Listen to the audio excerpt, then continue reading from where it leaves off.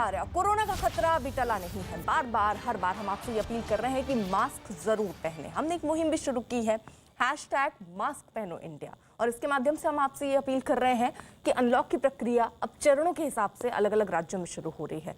दूसरी लहर में केसेस भी अब कम हो गए हैं, लेकिन इसका ये मतलब कतई नहीं है कि कोरोना का खतरा टल गया है, क्योंकि तीसरी लहर का खतरा हमारे सामने है और अगर उससे बचना है तो मास्क ही सबसे बड़ा हथियार है। इसलिए मास्क जरूर पहनिए।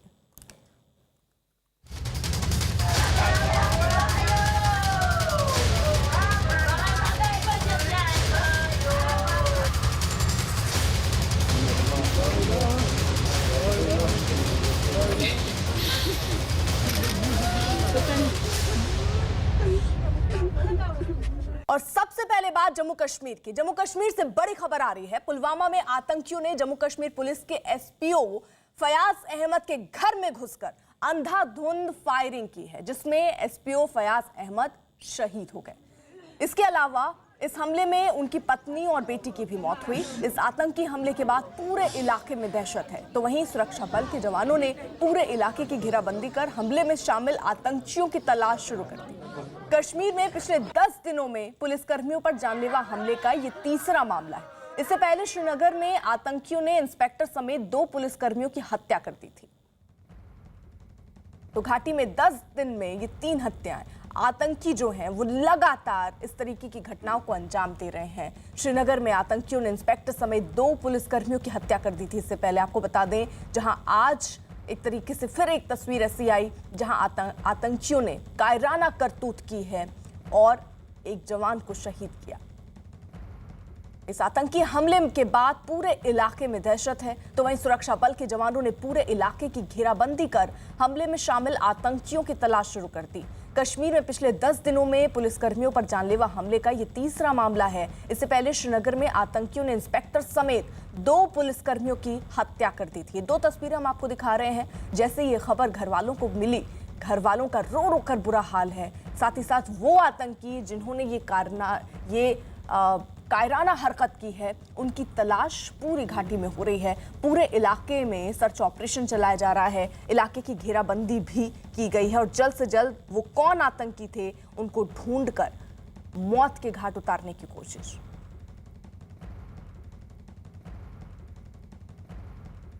दो सहयोगी इस वक्त हमारे साथ हैं। रिफत अब्दुल्ला श्रीनगर से हमारे साथ हैं और अमित पांडे दिल्ली से हमारे सहयोगी इस वक्त मौजूद हैं। रिफत का जल्दी से पहले रुक कर लेते हैं। रिफत, किस तरीके से आतंकी ने इस घटना को अंजाम दिया और कितने आतंकी बताए जा रहे हैं? देखिए अर्पिता, ये के करीब जो है ये हम पहले ये जो फयाज अहमद जो एसपीओ थे और उनको पहले की गई कॉल किया फयाज आके और उसने खिड़की खोली है और उसके बाद पता चला कि 2 गनमैन वहां पे थे। उन्होंने फायरिंग इससे इसकी बेटी और बीवी भी आगे आई और बाद में वो भी गोलियां लगी। हो सकता है उन्होंने फिर रजिस्ट किया होता या शोर मचाया होता, इसको बचाने की कोशिश होती, लेकिन जब अंधाधुंध गनमैन ने फायरिंग की उसके बाद जो है तीनों जख्मी हो गए।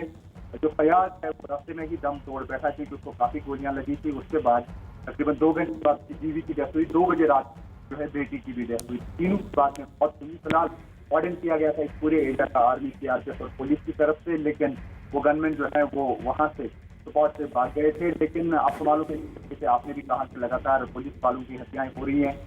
2 वालों की मौत जो है हुई है अटैक में श्रीनगर में, एक इंस्पेक्टर था सीआईडी का और साथ ही सफाकदल एरिया में भी एक पुलिस कांस्टेबल था, उसको गोलियां मार दिया गया था। वो एक रिटायर्ड जज का सिक्योरिटी गार्ड था।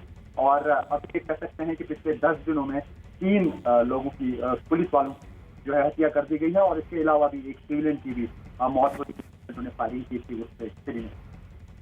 बिल्कुल, रहिए जरा आप साथ। अमित पांडे भी हमारे साथ हैं। अमित, क्या किसी आतंकी संगठन ने अभी तक इसकी जिम्मेदारी ली है?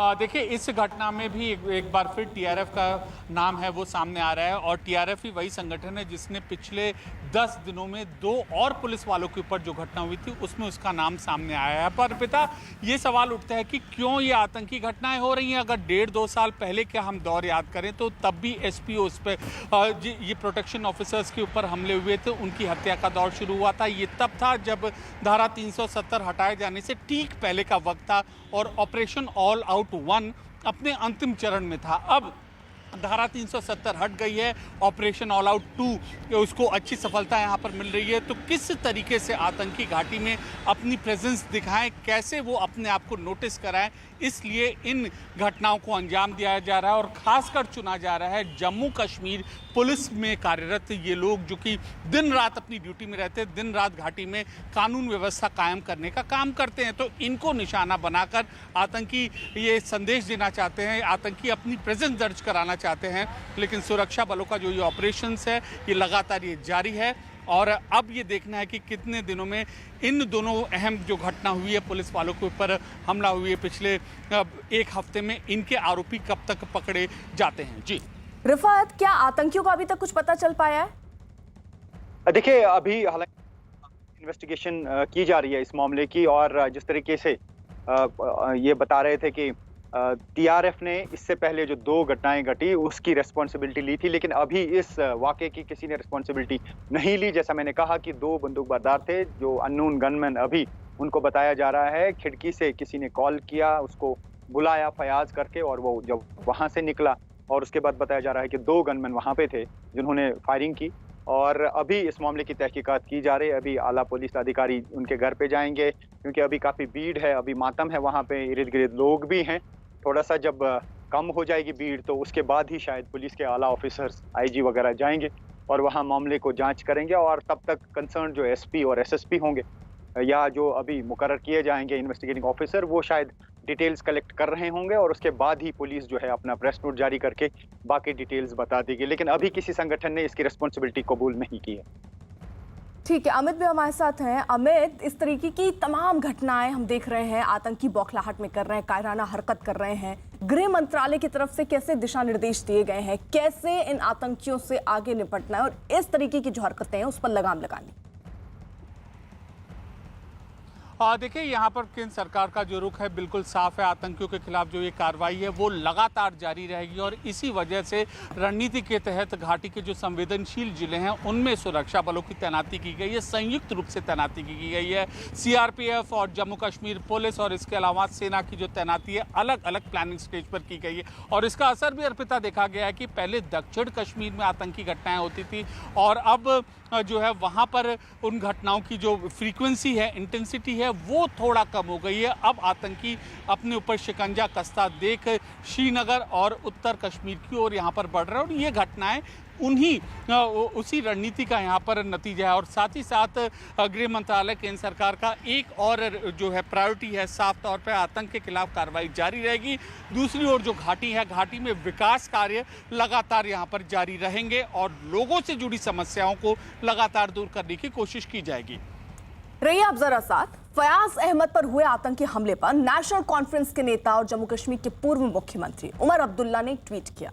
उन्होंने ट्वीट करके लिखा कि मैं जम्मू कश्मीर पुलिस के एसपीओ फयाज अहमद, उनकी पत्नी और उनकी छोटी बेटी पर कल रात उनके घर पर हुए कायरतापूर्ण आतंकवादी हमले की निंदा करता हूं।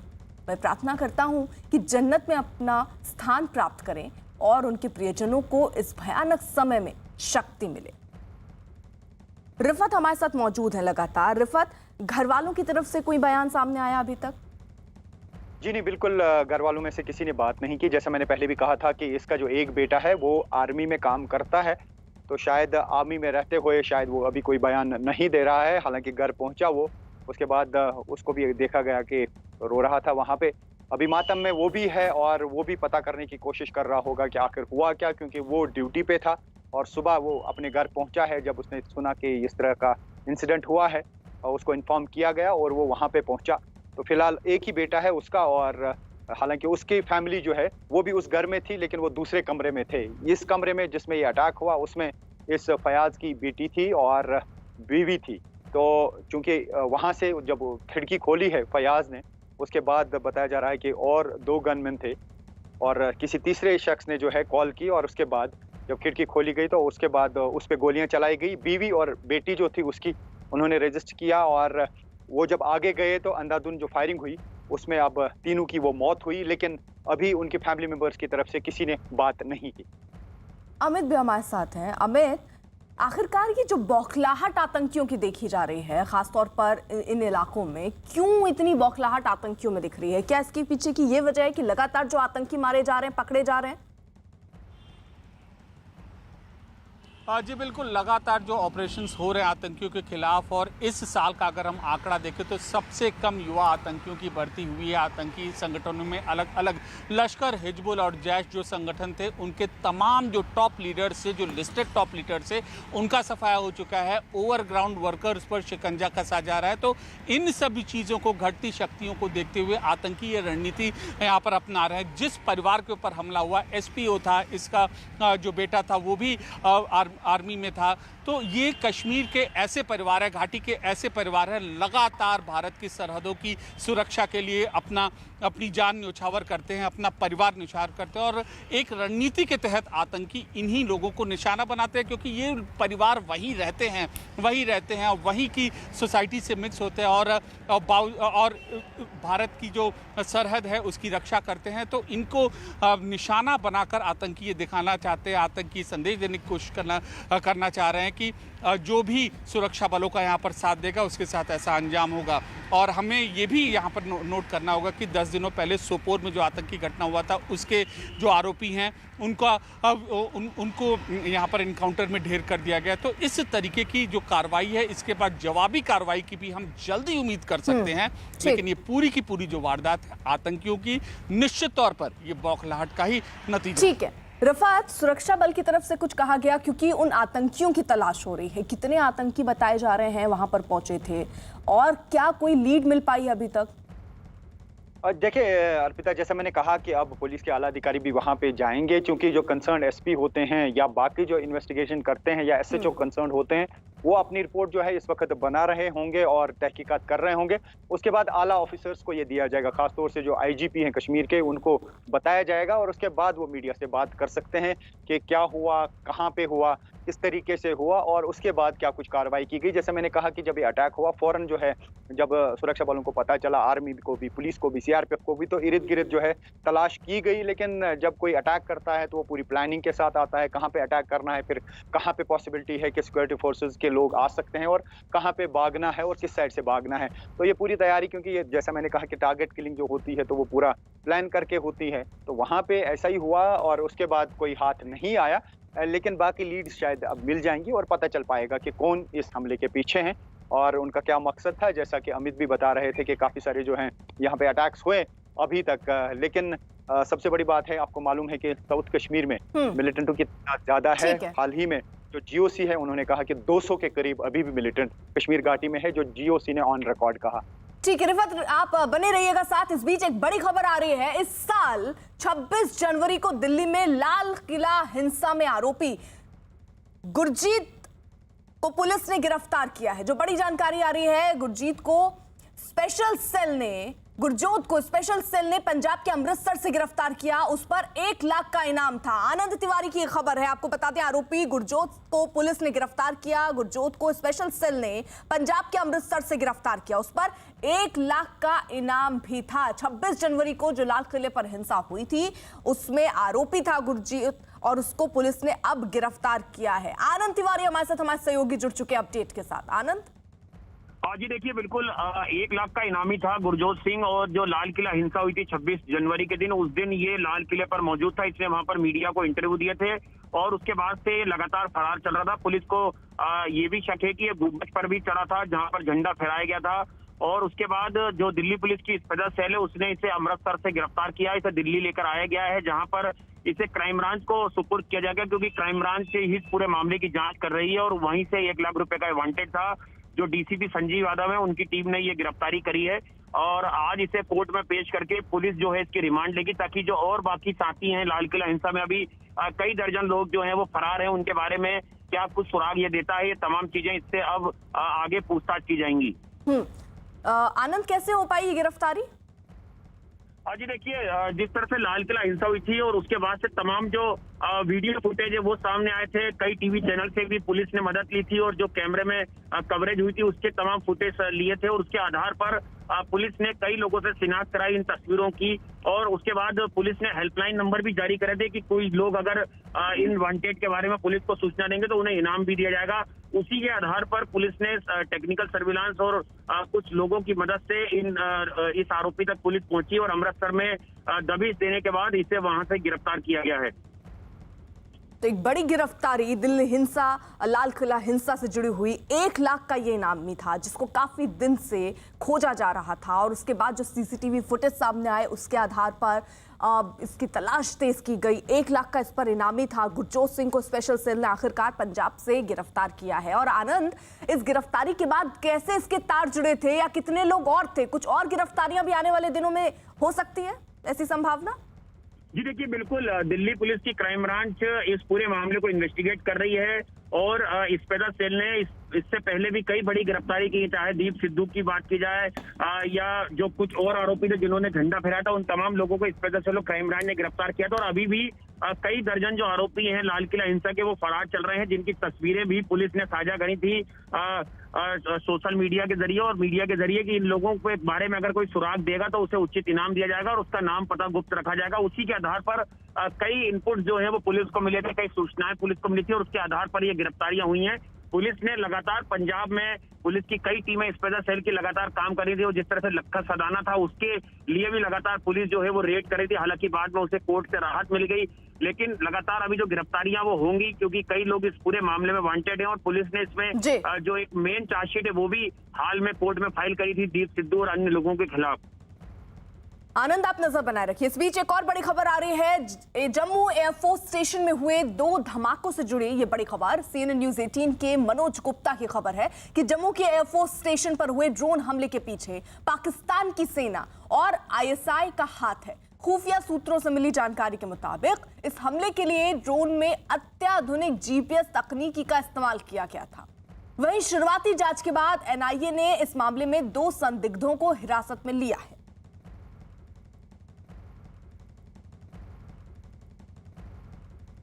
जम्मू का टेक्निकल एयरपोर्ट मेरे पीछे आप देख सकते हैं। यहाँ पर कल 2 ब्लास्ट हुए थे जो ड्रोन के जरिए यहाँ पर ब्लास्ट करवाए गए थे और उसके बाद यहाँ पर कड़ी सुरक्षा है। सुरक्षा को लेकर आज बड़े अधिकारी जो हैं वो अलग अलग समीक्षा करेंगे, बैठकें होंगी कि आखिर किस तरह से ये हुआ था। साफ तौर पर जो इनिशियली जांच इसमें हुई उसमें दिख रहा है कि पाकिस्तान का इसमें हाथ है, क्योंकि जो ड्रोन यहाँ पर 2 आए थे जिन्होंने यहाँ पर ड्रॉपिंग की थी और ब्लास्ट किए थे ड्रॉप करके, उसमें साफ दिखता है कि कहीं ना कहीं जो पाकिस्तानी खुफिया एजेंसी ISI का हाथ है और शुरुआती जांच में भी पाकिस्तान का हाथ साफ दिख रहा है।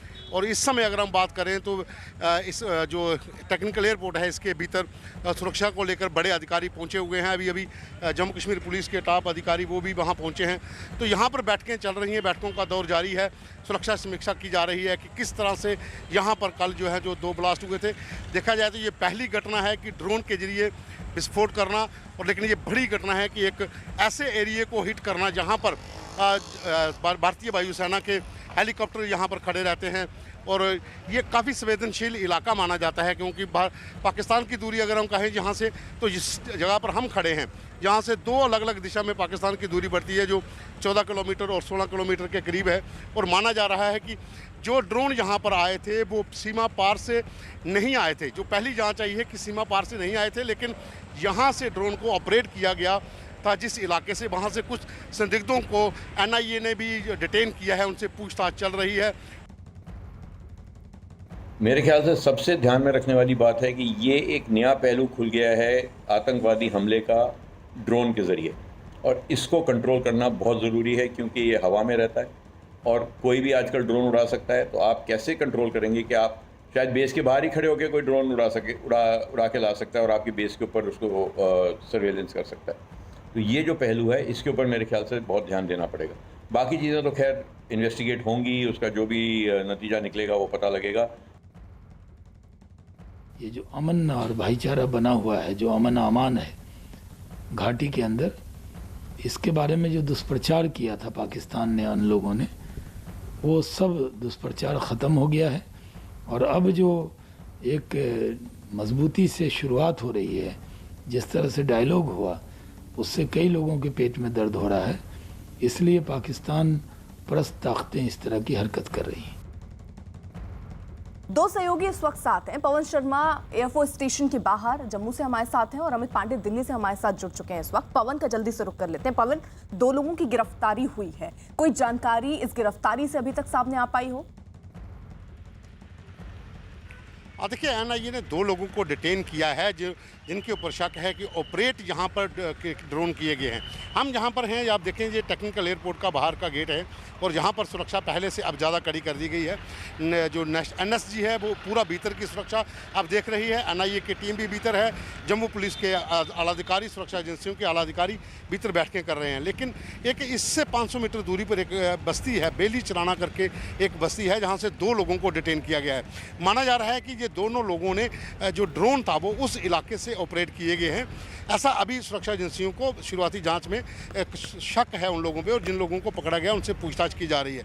लेकिन अगर हम बात करें तो जम्मू कश्मीर पुलिस अलग अलग इलाकों में अभी भी छापेमारी कर रही है। बिल्कुल बॉर्डर का इलाका इसके पीछे के इलाका पड़ता है, लगभग 14 से 16 किलोमीटर दूर पाकिस्तान की 2 अलग अलग दिशाओं में पड़ती है एरिया। निक्की तभी मकवाल एरिया जो इलाका पड़ता है, वहाँ पर सर्च ऑपरेशन चल रहा है। तो कहीं ना कहीं सुरक्षा एजेंसियाँ ये जानने में जुटी हुई हैं कि आखिर किस इलाके से ऑपरेट किए गए हैं ये ड्रोन, जो जहाँ पर आकर जिन्होंने विस्फोट किए और विस्फोट करने के बाद वो गायब हो गए, उनको नहीं मिल पाए। कहीं ना कहीं उच्च तकनीक का इस्तेमाल पाकिस्तानी खुफिया एजेंसी ISI ने किया है। और इसमें अभी अगर शुरुआती जांच की बात करें तो ये साफ दिख रहा है कि पाकिस्तानी खुफिया एजेंसी ISI का इसमें हाथ है। और अभी जो बड़े अधिकारियों की बैठक भीतर चल रही है उसमें और भी खुलासे होंगे कि आखिर किस तरह से ऑपरेट हुआ, कौन लोग थे जिनसे पूछताछ हो रही है। उनसे अलग अलग एजेंसियों के लोग पूछताछ कर रहे हैं, उनसे भी कई जानकारियाँ मिल सकती हैं कि आखिर किस तरीके से इस इलाके को हिट किया गया, क्योंकि बहुत ही संवेदनशील इलाका है। ये टेक्निकल एयरपोर्ट जो है बिल्कुल जम्मू जो सिविल एयरपोर्ट है उसके साथ सटा हुआ है और ये एयरफोर्स के नियंत्रण में है। यहाँ पर MI-70 से लेकर दूसरे हेलीकॉप्टर खड़े रहते हैं और इस इलाके से ही ज़्यादा ऑपरेशनल काम होते हैं। जो बॉर्डर एरिया में रेस्क्यू ऑपरेशन हो, जहाँ फिर दूसरे काम हो जो सेना के हैं, तो यहीं से ट्रांसपोर्ट कैरियर भी होते हैं जो लेकर मूव करते हैं। तो इस इलाके को हिट करना कहीं ना कहीं एक बड़ा हमला था। अगर हम कहें तो एयरपोर्ट के ऊपर जो हमला था और उसे लेकर सुरक्षा एजेंसियां अब गहन जांच कर रही हैं कि आखिर कहां चूक हुई है, कैसे वो रडार। बिल्कुल, और इसी चूक को लेकर मेरा सवाल, अमित, दरअसल चलिए नुकसान भले कम हुआ, 2 लोग घायल हुए, बड़ा नुकसान भी हो सकता था, लेकिन सैन्य, इंटेलिजेंस और विदेश नीति पर अब दोबारा से सोचने के लिए या सही से इसको सोचने के लिए एक बार फिर से विवश हो गए इस हमले के बाद। जी बिल्कुल, ड्रोन के जरिए आतंक फैलाने की कोशिश, ड्रोन के जरिए खतरनाक गतिविधियों को अंजाम देने की कोशिश ये पिछले 2-3 सालों में बहुत ज़्यादा बढ़ गई है। खासकर भारत पाकिस्तान सीमा पर हम पंजाब के इलाके में देखते हैं तो वहाँ पर नशीले पदार्थ पहुँचाने की कोशिश की जाती है। जम्मू में अगर हम देखते हैं तो इतने बड़े हमले को अंजाम देने की यहाँ पर कोशिश की गई। तो अब इसके लिए लगातार केंद्र सरकार की ओर से भी बैठक होती रही है। रक्षा एजेंसी, सुरक्षा एजेंसी भी लगातार विचार यहाँ पर कर रही है, रणनीति बनाने की ड्रोन को लेकर किस तरीके से सजग हो। एंटी ड्रोन डिवाइसेस हैं उनको भी इंस्टॉल किया गया है, लेकिन आतंकी हर बार एक नए तरीके से यहाँ पर सोचते। तो इस घटना के बाद ज़रूर एक बार फिर एंटी ड्रोन मैकेनिज्म, जो कि ड्रोन के लेकर आतंकी हमलों के खिलाफ कैसी रणनीति बनाई जाए, उसको लेकर जल्दी यहाँ पर आला अधिकारियों में बैठक होगी और नए सिरे से स्टैंडर्ड ऑपरेटिंग प्रोसीजर यहाँ पर जारी किए जाएंगे कि किस तरीके से ड्रोन हमलों को लेकर सजग रहा जाए, सतर्क रहा जाए और कैसे संदिग्ध ड्रोन आने पर कैसे त्वरित कार्रवाई की जाए। हालांकि गाइडलाइंस पहले भी जारी की गई हैं ड्रोन को लेकर, लेकिन अब एक बार फिर इस हमले को लेकर एक बार फिर मूल चूक यहाँ पर परिवर्तन होने की संभावना है ड्रोन को लेकर। पवन, क्या किसी आतंकी संगठन ने अभी तक इसकी जिम्मेदारी ली है और ये जो हमला हुआ है ये आगे और हो सकता है, क्योंकि इसकी मदद से कम रेंज वाली मिसाइल भी छोड़ी जा सकती है, कई और दिक्कतें जिस पर नजर भी रखनी होगी। बिल्कुल, देखिए, नुकसान की अगर हम बात करें, भले ही नुकसान थोड़ा हुआ हो, लेकिन सवाल बड़ा है कि आखिर इतनी बड़ी चूक जो है सुरक्षा में हुई है कि किस तरह से ड्रोन जहां पर अटैक करके गए हैं। लेकिन अभी की अगर हम बात करें तो सुरक्षा अभी कड़ी कर दी गई है पूरे इलाके में। जो आसपास का इलाका वहां पर भी, और नेशनल सिक्योरिटी गार्ड के लोग जो अंदर हैं उन्होंने पूरी सुरक्षा अपने अधीन कर ली गई है। लेकिन ड्रोन से हमला जो है ये पहले भी कई बार ड्रोन जो हैं वो भारतीय सीमा में, भारत पाक अंतर्राष्ट्रीय सीमा पर हथियारों को ड्रॉप करके वापस गए हैं। कई ड्रोन मार गिराए गए हैं। मादक पदार्थों की तस्करी ड्रोन के जरिए हो रही है। LOC के ऊपर भी 1-2 इंसिडेंट पिछले साल हुए हैं। तो लगातार पाकिस्तान से ऑपरेट हो रहे हैं ड्रोन। जितने भी ड्रोन जहाँ पर जो इंटरनेशनल बॉर्डर पर जहाँ LOC के पास जो पाए गए थे, जिनमें से हथियार बरामद हुए, जहाँ पर दूसरे मादक पदार्थों का सामान बरामद हुआ, तो यहाँ पर भी ड्रोन जो इस्तेमाल हुए हैं। इन ड्रोन से अगर आप देखिए तो ये एक बड़ा चिंता का विषय है कि आने वाले दिनों में इस तरह के ड्रोन इस्तेमाल करके किसी भी इंस्टॉलेशन को हिट किया जा सकता है। ये तो एयरपोर्ट का एरिया है, जो बॉर्डर के इलाके में आर्मी की यूनिट हैं, जहाँ पर BSF के जो डट हैं, वहाँ पर रीजनल हेडक्वार्टर हैं, उनको भी ड्रोन के जरिए हिट किया जा सकता है। तो कहीं ना कहीं ये एक बड़ा सवाल है। एक सुरक्षा को लेकर इसके ऊपर बहुत गंभीर प्रश्न खड़े हो सकते हैं कि किस तरह से आखिर जो पाकिस्तान ऑपरेट कर रहा है उसका निचोड़ क्या, उसका हल कैसे निकाला जाएगा, उससे कैसे निपटा जाएगा। तो यही कारण है कि सुरक्षा एजेंसियों के साथ साथ प्रशासनिक अधिकारी भी जो हैं वो भीतर बैठकर बनाए हुए हैं। लगातार इसके ऊपर चर्चा चल रही है कि इस तरह के हमलों से बचने के लिए क्या कदम उठाए जा सकते हैं। तो ये पूरा इलाके की अगर हम बात करें तो अभी भी सर्च ऑपरेशन जो है आसपास के इलाकों में जारी है। CRPF के आला अधिकारी भी मौके पर, जहाँ आप देखें गाड़ी, तो जहाँ पर CRPF के अधिकारी भी भीतर जा रहे हैं। जम्मू कश्मीर पुलिस के अधिकारी भी पहले गए हैं। NIA की टीम भीतर है। नेशनल सिक्योरिटी गार्ड जो है वो उनकी टीम भीतर है। अन्य एजेंसियों के लोग भी जो हैं वो भी वहाँ पहुँच रहे हैं। हाई लेवल की मीटिंग जो है वो चल रही है और जम्मू कश्मीर में हाई अलर्ट साउंडेड किया गया है। जितने भी एयरपोर्ट हैं कश्मीर में, पठानकोट, जम्मू, जितने भी एयरपोर्ट हैं वहाँ पर हाई अलर्ट साउंड किया गया है। किसी भी व्यक्ति को बिना जांच के आसपास इलाके में नहीं घूमने दिया जा रहा। और जो एयरपोर्ट के बाहर का इलाका है वहाँ पर भी सर्च ऑपरेशन कंटिन्यू चल रहे हैं। और यहाँ पर अगर आप देखें तो कोई भी भीतर जा रहा है तो उसकी गहन जाँच की जा रही है, उसके साथ ही किसी को छोड़ा जा रहा है। रही आप जरा सा देखिए, जम्मू के एयरफोर्स स्टेशन पर हुए ड्रोन हमले की जांच NIA ने शुरू कर दी है। NIA ने इस मामले में 2 संदिग्धों को हिरासत में लिया और इसी घटना से जुड़ी 4 तस्वीरें ये आपके सामने हैं टीवी स्क्रीन पर, जहां देखिए 2 धमाके ये हुए हैं, 2 लोगों के घायल होने की खबर है। ड्रोन से ये धमाका हुआ है जो जरूर चिंता बढ़ा रहा है। धमाकों की जांच फिलहाल हो रही है। हिरासत में 2 संदिग्ध लिए गए हैं और उनसे पूछताछ हो रही है। जम्मू एयरफोर्स स्टेशन पर ब्लास्ट मामले में NIA ने 2 लोगों से पूछताछ की, जिसमें यह बात सामने आई कि बेली चराना बस्ती से दोनों ड्रोन को ऑपरेट किया गया था और ये बस्ती एयरफोर्स स्टेशन से महज 500 मीटर की दूरी पर है। इसके बाद जांच एजेंसियों ने पूरे इलाके को सर्च किया और वहां से 2 लोगों को पूछताछ के लिए हिरासत में लिया है। जम्मू टेक्निकल एयरपोर्ट मामले में एक नया खुलासा हुआ है। सुरक्षा एजेंसियों को पता चला है कि जो ड्रोन वहां पर भेजे गए थे वो इस इलाके से कहीं ऑपरेट हो सकते हैं। सूत्रों के अनुसार रोहिंग्याओं का एंगल भी देखा जा रहा है, क्योंकि यहाँ पर एक बस्ती रोहिंग्याओं की है और यहीं से अगर बात करें तो ये बिल्कुल जहाँ कैमरामैन आपको दिखा रहे हैं, जहाँ से 500 मीटर दूर जो एयरपोर्ट है, टेक्निकल एयरपोर्ट, आप देखिए वहाँ से अभी भी फ्लाइट एक निकली है। तो ये एरिया अगर हम बात करें तो ये 500 मीटर की दूरी के ऊपर है जहाँ से टेक्निकल एयरपोर्ट, और माना जा रहा है कि जो ड्रोन जो वहाँ पर जो ऑपरेट हुए हैं वो इस इलाके से हो सकते हैं, क्योंकि सीमा पार से ऑपरेट कर पाना ड्रोन को बहुत मुश्किल था। जो ट्रिगर को वहाँ पर जो दबाए गए और उसके बाद जो ब्लास्ट हुए हैं वो इस इलाके से ऑपरेट किए गए हो सकते हैं, और जिसे देखते हुए 2 लोगों को इसी इलाके से NIA ने डिटेन किया है, जहाँ पर कुछ रोहिंग्या जो हैं वो रहते हैं और सुई उसी तरफ जा रही है कि कहीं ना कहीं उनका हाथ यहाँ पर हो सकता है, क्योंकि पाकिस्तानी खुफिया एजेंसी ISI अब रोहिंग्यों को अपने पेरोल पे ले रही है और इस तरह की वारदात के लिए उनको इस्तेमाल किया जा सकता है। जो शुरुआती जाँच में पता चला है कि रोहिंग्यों का भी इसमें एक अहम रोल हो सकता है, जो यहाँ पर जो ब्लास्ट हुए हैं जो ड्रोन के जरिए। तो सुरक्षा एजेंसियों ने यहाँ से 2 लोगों को पकड़ा है। इसी इलाके से बेली चराना इलाका है जम्मू का। कैमरामैन राजीव के साथ पवन शर्मा, न्यूज़ 18 इंडिया, जम्मू। उधर यूपी में जबरन धर्मांतरण के मामले की जांच अब बिहार तक पहुंच गई है। यूपी ATS की एक टीम बिहार के मुजफ्फरपुर पहुंची, जहां रागिब आलम नाम के एक शख्स से पूछताछ की गई। आरोप है कि रागिब आलम कानपुर में एक मूक बधिर स्कूल में पढ़ाते थे और इसी स्कूल में पढ़ने वाले आदित्य वर्मा का धर्म परिवर्तन कराया गया था। ATS ने रागिब आलम का लैपटॉप और मोबाइल फोन भी अपने कब्जे में लेकर छानबीन शुरू कर दी है। यूपी ATS अब रागिब आलम को लखनऊ लाने की तैयारी कर रही है। वैसे यूपी ATS की टीम मुजफ्फरपुर से वापस लौट गई। रागिब आलम को ATS ने नोटिस दिया है कि जब जरूरत पड़ेगी ATS के बुलाने पर उन्हें पूछताछ के लिए आना होगा। तो कानपुर धर्मांतरण ये मामला, यूपी ATS अब इस मामले की तह तक जाने के लिए मुजफ्फरपुर पहुंची एटीएस ने रागिब आलम से पूछताछ की। रागिब आलम पर जबरन धर्मांतरण करने का आरोप लगा है। कानपुर में दिव्यांग के धर्मांतरण का आरोप दरअसल लगा है और उसी के बाद अब जांच करने के लिए मुजफ्फरपुर पहुंची है टीम। ये 2 तस्वीरें हम आपको दिखा रहे हैं। आदित्य के टीचर ये रहे हैं और उसके बाद 1000 क्योंकि देखिए धर्मांतरण हुए हैं और इसी बात पे जब जांच शुरू हुई तो एक एक कड़ियां जो हैं वो अब सामने आ रही हैं और एक एक कड़ी को जोड़ने की कोशिश में ही जांच आगे बढ़ रही है। फिलहाल ये 2 तस्वीरें, रागिब आलम से पूछताछ हुई है, मुजफ्फरपुर पहुंची एटीएस की टीम और इन पर आदित्य का धर्मांतरण कराने का आरोप लगा है।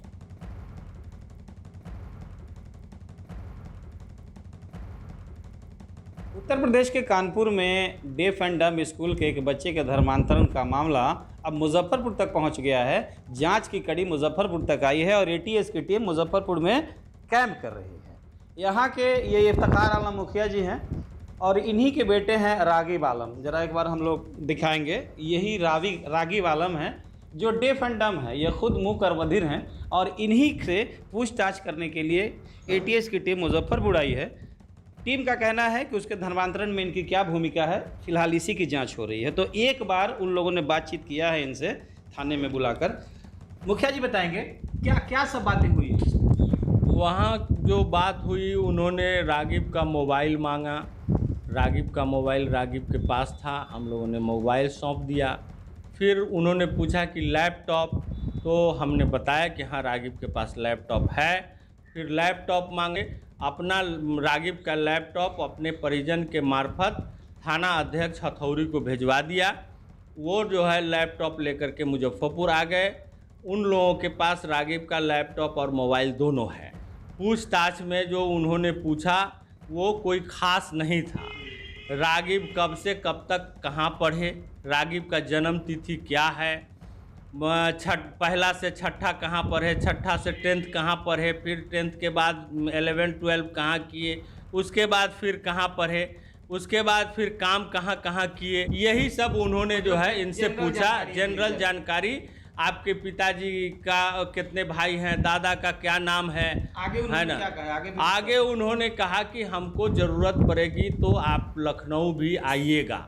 हमने कहा कि निश्चित रूप से हम सहयोग करेंगे, हम आएंगे, लेकिन आप अगर लखनऊ हमको बुलाते हैं तो हमको लीगली बुलाइए। इन्होंने साफ साफ बताया है कि एटीएस की टीम ने इनसे पूछताछ किया है। लखनऊ ले जाने की बात भी उन्होंने कही है, लेकिन इन्होंने साफ कह दिया है कि नोटिस और जो कानून की प्रक्रिया है उसके तहत ये सहयोग करने के लिए तैयार है। फिलहाल जो धर्मांतरण को लेकर इनसे पूछताछ की जा रही है उसको भी इन्होंने खारिज किया है। रागिब के बारे में बताया जा रहा है कि ये हिंदी, अंग्रेजी और उसके अलावा कंप्यूटर के जानकार हैं। इन्होंने धर्म की कोई तालीम हासिल नहीं की है और फिलहाल तमाम आरोपों से ये इनकार कर रहे हैं। लेकिन एटीएस के मुजफ्फरपुर आने के बाद इस मामले में सरगर्मी बढ़ गई है। सुधीर कुमार, न्यूज़ 18, मुजफ्फरपुर। यूपी के कानून मंत्री ब्रजेश पाठक का इस पूरे मामले पर क्या कहना है, जरा सुनिए। हमारे सहयोगी अजीत सिंह ने खास बातचीत की।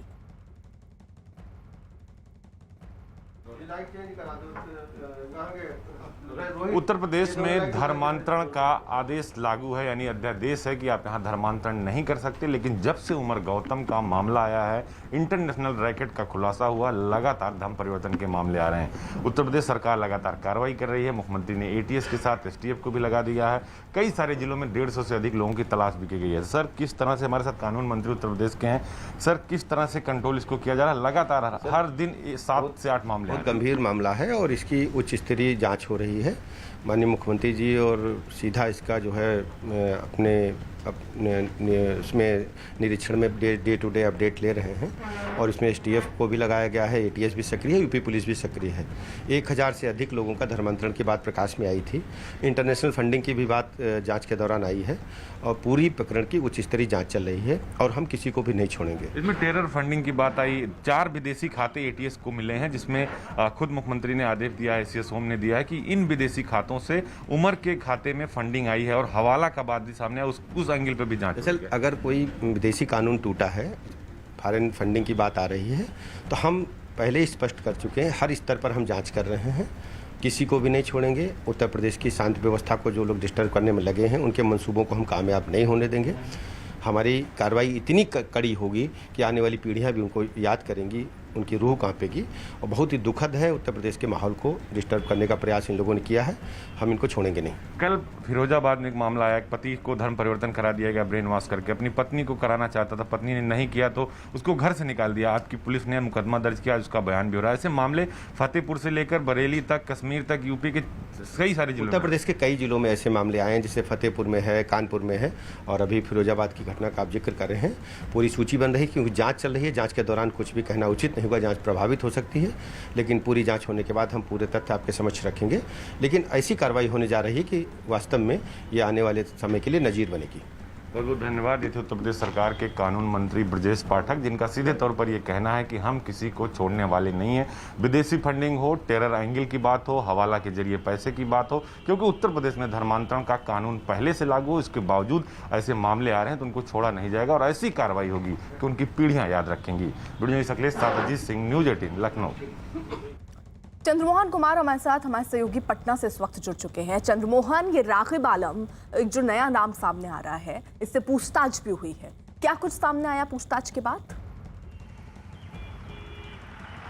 बिल्कुल, देखिए यूपी एटीएस मुजफ्फरपुर के हथौड़ी इलाके में पहुंची थी और रागिब आलम जो पहले कानपुर के ज्योति मुखबधीर स्कूल में टीचर हुआ करते थे और इनकी जानकारी में एक जो वहां पर छात्र मौजूद था उसका धर्मांतरण हुआ था और इसी मामले में यह एटीएस की टीम पहुंची थी इनसे पूछताछ के लिए और इनके लैपटॉप और इनके मोबाइल को खंगाला गया और साथ ही यह साक्ष्य भी जुटाने की कोशिश की जा रही है कि रागिब आलम जब वहां पर टीचर मौजूद थे तब उन्होंने कितने लोगों का धर्मांतरण कराया है और वो कौन कौन लोग थे। हालांकि एक छात्र की बात अभी सामने आई है और साथ ही जो यूपी एटीएस की टीम पहुंची थी वो उनके पिता को एक नोटिस भी देकर गई है कि जब भी ज़रूरत पड़ेगा उनको लखनऊ आना पड़ेगा पूछताछ के लिए। तो ऐसे में रागिब आलम का जो परिवार है उन्होंने साफ तौर पर यह कहा है कि जब भी ज़रूरत पड़ेगी वो लखनऊ आने के लिए तैयार हैं, लेकिन इसके लिए लीगल प्रक्रिया अपनानी पड़ेगी और यही वजह है कि एटीएस एक नोटिस देकर और उसके बाद फिर वापस लौटने की बात कही जा रही है। सबसे बड़ी बात यह है कि जो यूपी में धर्मांतरण का मुद्दा है, माना जा रहा है कि कई ऐसे लोग हैं जो बिहार के रहने वाले हैं और वो वहां पर मौजूद थे जिसकी जांच देखिए अजीत भी हमारे साथ जुड़ चुके हैं। अजीत, क्या एटीएस की तैयारी अब ये है कि रागिब आलम को लखनऊ लाया जाए?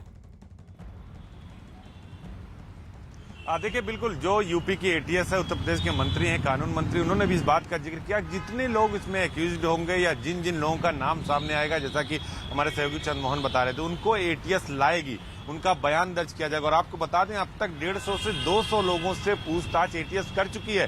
फतेहपुर का मामला हो जो चंद्रमोहन बता रहे हैं वो मामला हो, आज फिरोजाबाद का मामला, उसमें भी एटीएस को लगाया जा रहा है। 164 का बयान पीड़िता का होगा, उसके बाद पूछताछ होगी, उनके पति को अरेस्ट किया जाएगा। तो जितने भी मामले हैं, क्योंकि मामला छोटा नहीं है अर्पिता, 1000 से अधिक लोगों के धर्मांतरण का मामला है, विदेशी फंडिंग का मामला है, आतंकी टेरर एंगल का मामला है, हवाला का मामला भी आ गया। 4 विदेशी खाते यूपी एटीएस को मिले हैं जिसमें उमर गौतम और उनके लोगों के खाते में विदेशों से पैसा ट्रांजिट हुआ है, यानी कतर से लेकर पुर्तगाल, अफगानिस्तान, पाकिस्तान, जहां जहां से भी पैसा आया इन सब की जांच यूपी एटीएस और एसटीएफ कर रही। देश के 24 राज्य जहां पर उमर गौतम का पूरा नेक्सस था और हर जगह उसने धर्म परिवर्तन कराया, 1 दर्जन से अधिक देशों की यात्रा की, वहां भी उसने अपने नेक्सस को बनाया, अपने लोगों को वहां उकसाया और धर्म परिवर्तन कराया। तो अब चाहे पटना का मामला हो, उनको भी यहां लाया जाएगा पूछताछ के लिए। जो बरेली के मामले हैं, कानपुर के मामले हैं, फतेहपुर, फिरोजाबाद, आगरा के मामले हैं, सभी को एक साथ जोड़कर एटीएस और यूपी एसटीएफ। और बड़ी खबर अजीत रोक रही हूं मैं आपको, दिल्ली के पास गाजियाबाद में एक बुजुर्ग की पिटाई और वीडियो वायरल के मामले में आज गाजियाबाद पुलिस सुप्रीम कोर्ट में अर्जी दाखिल करेगी। गाजियाबाद पुलिस इस अर्जी में कर्नाटक हाईकोर्ट के उस फैसले को चुनौती दे रही है जिसमें सिर्फ वर्चुअल पूछताछ की बात की गई थी। तो आपको बता दें, दिल्ली के पास गाजियाबाद में एक बुजुर्ग की पिटाई और वीडियो वायरल के मामले में आज गाजियाबाद पुलिस सुप्रीम कोर्ट में दरअसल अर्जी दाखिल करेगी। गाजियाबाद पुलिस इस अर्जी में कर्नाटक हाईकोर्ट के उस फैसले को चुनौती दे रही है जिसमें सिर्फ वर्चुअल पूछताछ की बात कही गई थी। आनंद तिवारी हमारे साथ, हमारे सहयोगी जुड़ चुके हैं अपडेट के साथ। आनंद जी देखिए, जिस तरह से अर्पिता लोनी में बुजुर्ग की पिटाई हुई और उसके बाद ट्विटर कटघरे में आया, ट्विटर और अन्य 7 लोगों के खिलाफ गाजियाबाद के लोनी में एफआईआर दर्ज हुई। उस मामले में जो ट्विटर इंडिया के हेड थे मनीष माहेश्वरी, वो लगातार पूछताछ से बच रहे थे और उसके बाद वो कर्नाटका हाईकोर्ट चले गए, जिस दिन उन्हें 24 तारीख को पूछताछ का सामना करना था और वहां से उन्होंने रिलीफ ले लिया कि वर्चुअल तरीके से उनसे पूछताछ हो। उसी पूरे मामले को लेकर उत्तर प्रदेश सरकार और उत्तर प्रदेश जो गाजियाबाद पुलिस थी उसने अपनी कानूनी राय ली कई वकीलों से, और लीगल ओपिनियन लेने के बाद अब बड़ी खबर ये है कि गाजियाबाद पुलिस सुप्रीम कोर्ट पहुंच गई है और वहां पर इस पूरे मामले को वो अपील करेगी और विरोध करेगी कि हाईकोर्ट ने जो फैसला दिया है उनके पक्ष में, जो ट्विटर के हेड हैं, एमडी हैं, कि वर्चुअल तरीके से पूछताछ हो, वो पूछताछ वर्चुअल ना होकर फिजिकल तौर पर हो और वो लोनी में आके अपने बयान दर्ज कराएं, क्योंकि लगातार उत्तर प्रदेश पुलिस इस कोशिश में है कि जो ट्विटर इंडिया के एमडी हैं वो पुलिस थाने पहुंचे और वहां पे अपना बयान दर्ज कराएं। देखना होगा कि सुप्रीम कोर्ट का क्या रुख होगा इस पर। ठीक है आनंद, नजर बनाए रखिए आप। एक छोटे से ब्रेक के लिए यहाँ रुक रहे हैं, आप बने रहिए न्यूज़ 18 इंडिया के साथ।